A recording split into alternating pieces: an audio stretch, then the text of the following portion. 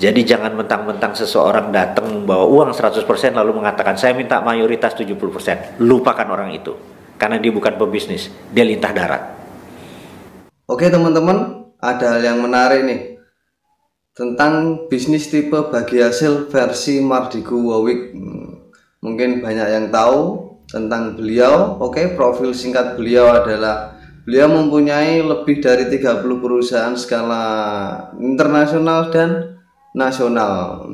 Beliau juga pencipta buku. Beberapa yang saya tahu adalah yang berjudul Sadar Kaya, Tajir Melintir, Trends, Bisnis Nggak Seanjing Itu, kawan.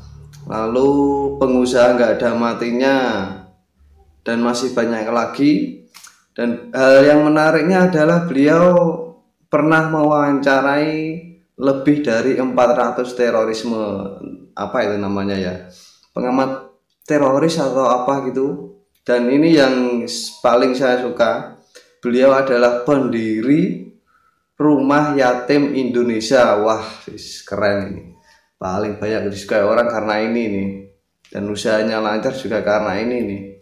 Dan santrinya mungkin sekitar 1000 lebih lah. Oke, langsung saja kita lihat cuplikan video dari beliau tentang bisnis tipe bagi hasil. Jadi jangan di skip. Nanti setelah video beliau selesai, kita bahas sedikit tentang bisnis tipe bagi hasil ini. Oke, langsung saja kita lihat videonya. Cacecong.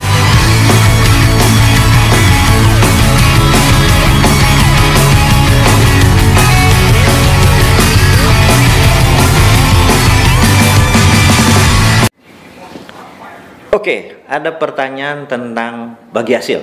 Ini menariknya. Bagaimana bagi hasil kalau kita membiayai 100% proyek tersebut? Oke. Ini begini, kita harus menceritakan begini. Pengalaman saya, ini mungkin bukan teori umum alias hanya pengalaman pribadi.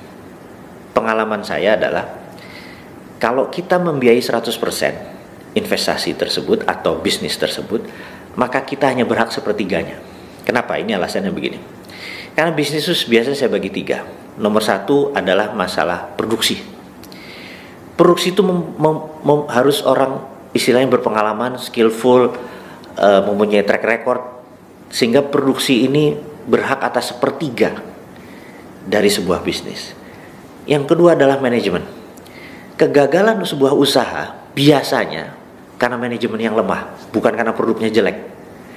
Nah, manajemen ini biasanya menentukan bisnis di dalam atau organisasi manajemen, dan menentukan jualan, menentukan sales, mendatangkan revenue, mendatangkan income dan mendatangkan profit. Dan terakhir pemodal. Karena itu kalau dibagi 3, bisnis itu pemodal walaupun 100%, dia hanya sepertiga. SDM, marketing, sales, manajemen, dia sepertiga, dan yang terakhir adalah produsen atau bagian produksi, dia sepertiga. Jadi jangan mentang-mentang seseorang datang membawa uang 100% lalu mengatakan saya minta mayoritas 70%. Lupakan orang itu. Karena dia bukan pebisnis, dia lintah darat. Terima kasih buat perhatian Anda, terima kasih buat ilmu Anda. Oke, itu tadi adalah isi dari video Mardigu Wawik Prasentyo, atau bisa dijuluki Bosman si Sontoloyo. Banyak yang menjuluki seperti itu sih.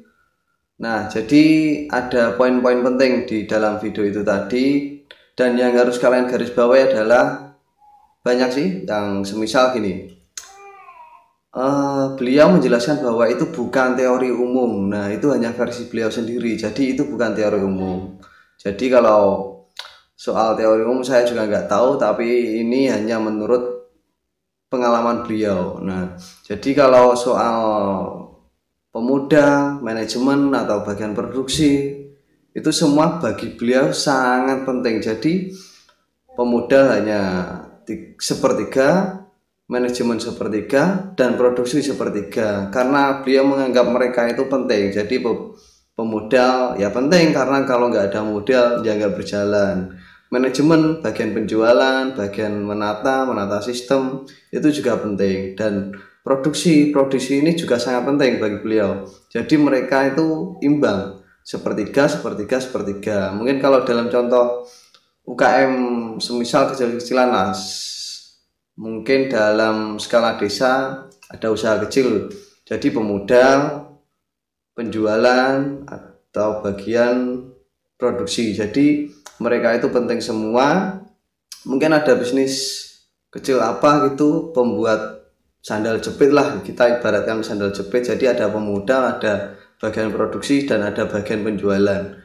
Peran mereka bertiga ini penting karena ini sangat mendatangkan review, mendatangkan income, mendatangkan profit.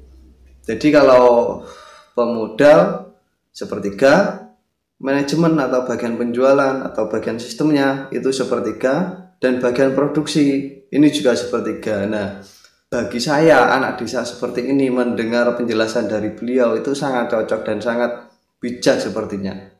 Jadi sepertiga, sepertiga, sepertiga. Nah, mungkin kalian semua ada yang cocok bisa meniru beliau, tapi yang jelas harus kalian bawahi ini adalah bukan teori umum. Jadi ini hanya pengalaman beliau sebagai pengusaha besar yang sudah berjalan sampai sekarang.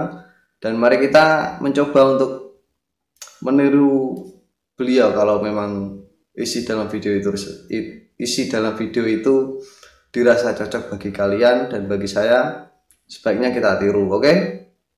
Cukup sampai di sini. Terima kasih untuk semuanya. Terima kasih segalanya. Terima kasih semesta. Terima kasih.